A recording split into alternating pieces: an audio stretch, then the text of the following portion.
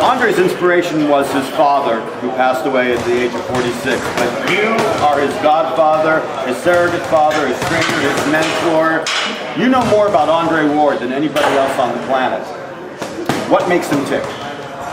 Well, there's nothing pretentious about him. He's genuine, he's real. And, a lot of people haven't fathomed that yet, but as long as he stays that way, that's the most important thing. And that's what I'm most proud of. That he hasn't gone out of himself to try to be something that somebody else wants him to be. So knowing that is pretty much summing him up and saying, I know him truly as a man.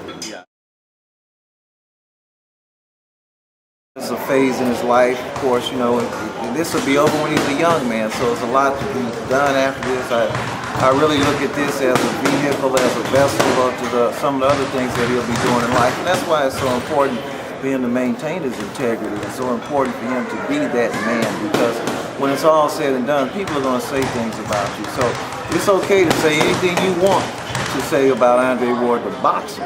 But it's very important what's said about Andre Ward, the man, because that carries on long after boxing is over. Basically what Andre does is outsmarts his opponent. He doesn't really, you look at the film, he follows your instructions and thinks on his feet during the fight.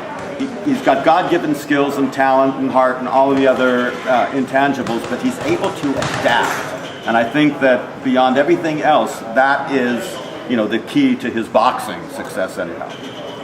I think if you're going to have a boxing career, you should be able to adapt. I mean, how many times have we seen a one-dimensional guy who's good for a while, and then when things get tough, or last week, they can't make the adjustment. So I think versatility is a must in the sport, and I think it helps evolve other things that come along later. So first and foremost, you have to be versatile.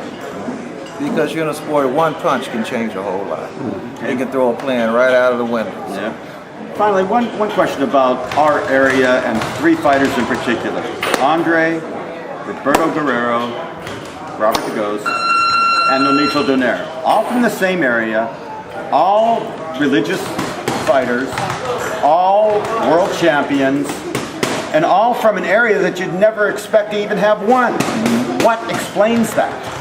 Well, I think you said it right there. They have a relationship with God Almighty, and it speaks for itself. There really is no further explanation, and people might want to take notice of that. I mean, you have three Christian athletes, and they all happen to be world champions.